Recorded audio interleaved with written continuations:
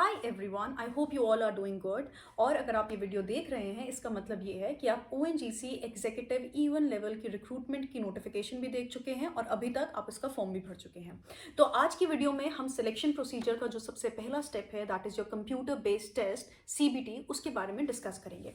आपके पूरे selection process में CBT की जो वेटेज है वो रहेगी 60 मार्क्स, मतलब आपके स्कोर्स को 60 के अगेंस्ट कैलकुलेट किया जाएगा। एग्जाम होगा टोटल 3 घंटे का और PWBD कैंडिडेट्स के लिए जो ये टाइम ड्यूरेशन है वो हो जाएगी 3 hours 20 minutes। टोटल 150 क्वेश्चंस होंगे, 80 होंगे डोमेन स्पेसिफिक, 40 होंगे जर्नल अवेयरनेस के और 30 होंगे एप्टीट्यूड के। और आपका एम रहेगा कि आपको मिनिमम 45% स्कोर करना है। ना आई एम सेइंग मिनिमम आपको 45% स्कोर करना है, मतलब आपको 68 क्वेश्चंस के सही आंसर्स देने हैं, क्योंकि कोई भी नेगेटिव मार्किंग नहीं होगी। 80 क्वेश्चंस होंगे डोमेन स्पेसिफिक और ONGC की ऑफिशियल वेबसाइट पर तीनों पोस्ट के लिए सिलेबस आ चुका है। So let's discuss finance and accounting officer post के लिए डोमेन स्पेसिफिक सिलेबस क्या है। बाकी जो 70 क्वेश्चंस का सिलेबस है जिसमें आपका जनरल अवेयरनेस और एप्टीट्यूड है वो अपकमिंग वीडियोस में डिस्कस किया जाएगा। सिलेबस की जो फर्स्ट लाइन है ये डिक्लेरेशन दे रही है कि ज़रूरी नहीं है कि क्वेश्चंस इन्हीं टॉपिक्स में से या जो सब्जेक्ट्स मेंशन है उसी में से आएंगे। इनसे मिलते जुलते टॉपिक्स सब्जेक्ट्स भी आपको पता होने ज़रूरी हैं। और बेटर अंडरस्टैंडिंग के लिए मैं आपको ये बता दूं कि 2019 से पहले तक इस पोस्ट की जो रिक्रूटमेंट होती थी, यानी कि फाइनेंस एंड अकाउंटिंग ऑफिसर की जो रिक्रूटमेंट होती थी, वो नेशनल एलिजिबिलिटी टेस्ट नेट और वो भी सब्जेक्ट मैनेजमेंट के अगेंस्ट में की जाती थी। So obviously we can expect कि लेवल जो होगा एग्जाम का वो उसी के इक्विवेलेंट रखा जाएगा। सिलेबस को 9 हेड्स में क्लासिफाई किया गया है, मतलब हमें 9 सब्जेक्ट्स का सिलेबस कवर करना है according to what is declared on the official website. और ये 9 सब्जेक्ट जो हैं वो हैं accounting and auditing, then cost management, accounting and auditing, third subject है financial management and strategic planning, fourth subject है treasury functions, fifth taxation, sixth corporate and business law, seventh introduction to industrial law, eighth international business and ninth international finance. So first subject is accounting and auditing और हमें ये subject prepare करना है from the perspective of public sector unit, जो कि oil and natural gas production और extraction activity में involve है, दैट इज ONGC। सबसे पहले हमें पढ़ने हैं Indian accounting standards, Indian generally accepted accounting principles GAAP and international financial reporting standards IFRS। इसमें स्पेशल एम्फेसिस देना है हमें to Indian accounting standard 1 which talks about presentation financial statements. ये बताता है कि फाइनेंशियल स्टेटमेंट्स जो होती हैं वो किस तरीके से प्रिपेयर की जाती हैं। इंडियन अकाउंटिंग स्टैंडर्ड 106 जो कि स्पेसिफाई करता है कि मिनरल रिसोर्सेज की एक्सप्लोरेशन की फाइनेंशियल रिपोर्टिंग कैसे की जाती है और ऐसे बिजनेस का इवैल्यूएशन जो है वो कैसे होता है। और इसके अलावा इंडियन अकाउंटिंग स्टैंडर्ड 19 जो एम्प्लॉय के बेनिफिट्स के बारे में बात करता है is also of prime importance for this paper. Next we have to study कि पब्लिक सेक्टर यूनिट्स में ऑडिटिंग कैसे होती है, एक ऑडिटर के क्या क्या राइट्स होते हैं, ड्यूटीज होती हैं और ऑब्लिगेशंस होती हैं, स्टैंडर्ड्स ऑफ इंटरनल ऑडिट क्या होते हैं, audit reports and companies audit report order जिसे हम CARO, मतलब वो कंपनीज जो कंपनीज एक्ट 2013 के तहत रजिस्टर्ड होती हैं उनकी ऑडिट रिपोर्ट्स का क्या फॉर्मेट होगा, ये सारे टॉपिक्स हमें कवर करने। Institute of chartered accountants of India जो गाइडेंस इशू करते हैं on accounting for oil and gas producing activities, वो भी पता होने ज़रूरी हैं। इसके अलावा अकाउंटिंग में कंपनी के फाइनल अकाउंट्स कैसे बनते हैं, कंपनीज की रिकंस्ट्रक्शन मतलब मर्जर अमालगमेशंस की अकाउंटिंग कैसे होती है, शेयर कैपिटल से related accounting included bonus shares, right shares, buy back of share, employ stock options, इन सब के बारे में आपको पता होना चाहिए to prepare for your CBT। तो फर्स्ट सब्जेक्ट सिलेबस के अकॉर्डिंग है हमारा अकाउंटिंग एंड ऑडिटिंग और इसके लिए हमें कवर करना है Indian accounting standards, Indian generally accepted accounting principles, IFRS, auditing and accounting for share capital. अगर मैं पूरे क्रक्स की बात करूं तो ये 5 चीज़ें बहुत इंपॉर्टेंट हैं हमारे फर्स्ट सब्जेक्ट के लिए। The second subject is cost management accounting and auditing. इस सब्जेक्ट में हमें कॉस्ट अकाउंटिंग से related accounting standards, accounting principles पढ़ने हैं और उसके अलावा हमें कॉस्ट अकाउंटिंग क्या होता है, कॉस्ट कंट्रोल क्या होता है, ये सब पता होना चाहिए है, इनकी रेलेवेंस, इनके प्रोसीजर्स, इनके types and finally cost auditing standards के बारे में भी हमें पता होना चाहिए है।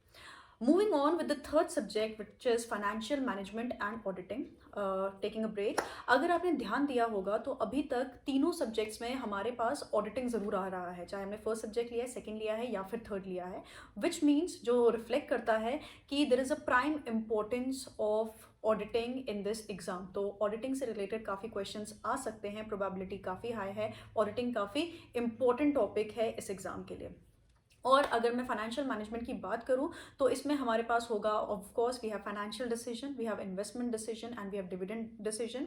और जाहिर सी बात है कि हम रिस्क रिटर्न एनालिसिस की बात करेंगे, और क्योंकि हम फाइनेंशियल मैनेजमेंट की बात कर रहे हैं तो यहाँ पे टाइम वैल्यू ऑफ मनी आएगा, CAPM मॉडल, कैपिटल बजटिंग के जो हमारे पास मॉडल होते हैं, प्रोजेक्ट इवैल्यूएशन के जो हमारे पास टेक्निक्स होते हैं जैसे कि NPV method, IRR method, PERT analysis, CPM analysis, budgetary control, हमें ये सारे टॉपिक्स कवर करने होंगे इन आवर थर्ड टॉपिक और our third subject that is financial management and auditing.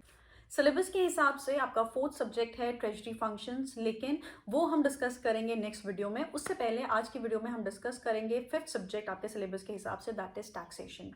और हम सबको पता है कि हम इंडिया में एक फेडरल सिस्टम फॉलो करते हैं जहाँ सेंट्रल गवर्नमेंट, स्टेट गवर्नमेंट और आपकी लोकल अथॉरिटीज़ तीनों टैक्स कलेक्ट करती हैं, और दो तरीके के टैक्स कलेक्ट होते हैं, एक डायरेक्ट टैक्स और एक इनडायरेक्ट टैक्स।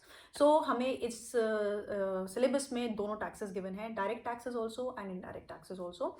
डायरेक्ट टैक्सेस में हमें कवर करना है income tax act 1961, income from all the 5 sources of course, और हमें सारे डिडक्शंस भी देखने हैं। उसके बाद हमें tax deducted at source and tax collected at source के बारे में पढ़ना है, E-असेसमेंट का क्या प्रोसीजर होता है, और इनकम टैक्स अथॉरिटी के बारे में हमें पता होना चाहिए है। और अब हम आ जाते हैं इनडायरेक्ट टैक्सेस में। तो इनडायरेक्ट टैक्सेस में of course we have the major change, goods and service tax, हमें उसके बारे में पढ़ना है, हमें कस्टम्स एक्ट के बारे में पढ़ना है, हमें कस्टम्स टैरिफ एक्ट के बारे में पढ़ना है। और क्योंकि ये पेपर जो है वो ONGC के पर्सपेक्टिव से भी बनाया जाएगा, इसीलिए जो आपके टैक्सेस हैं जो ONGC से के लिए स्पेसिफिक हैं, मतलब जो आपके ऑयल एक्सट्रैक्शन कंपनीज के लिए स्पेसिफिक हैं, जैसे कि ऑयल फील्ड एक्ट, आपको उसके बारे में पढ़ना है, regulation and development, oil industries development act, इनके बारे में हमें पढ़ना होगा।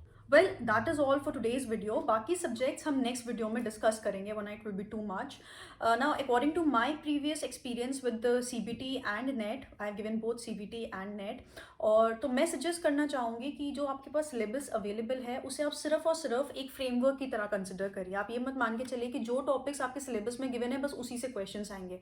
आप सिर्फ ये मान के चलिए कि आपको 9 सब्जेक्ट्स दे दिए गए हैं, और आप जितनी core in depth knowledge extract कर सकते हैं उन सब्जेक्ट्स में, उतना आपके लिए बेटर रहेगा, उतना आपके चांसेस इस टेस्ट में बेटर स्कोर करने के बेटर हो जाएंगे, राइट। सो मैं तो यही सजेस्ट करूंगी that just consider it as a syllabus. इसे ये मत मान के चलिए कि यही सारे टॉपिक्स हैं, बस यही पढ़ना है। जो भी आपके सब्जेक्ट्स गिवन है उसकी एक इन डेप्थ नॉलेज अगर आपके पास है, और अगर आप उसको रिवाइज कर सकते हैं आपके अपने एग्जाम से पहले, then there is nothing better than that.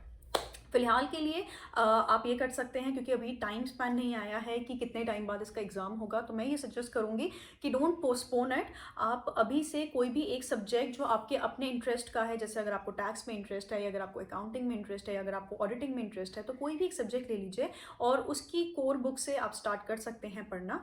और आगे आने वाली वीडियोज़ में मैं आपको जो मुझे लगता है बेस्ट तरीका है, जिसने मुझे हेल्प किया था to clear my NET, JRF and CBT, तो कौन सी बेस्ट टेक्निक्स हैं according to me, I like to share it with you. I'll just be sharing my experience with you. और अगर आपको ये वीडियो अच्छी लगी, and if you need more such videos where I can tell you about my experience and I can may be help you with anything related to this computer based test, so please like it, share it with the people who are preparing for the same exam.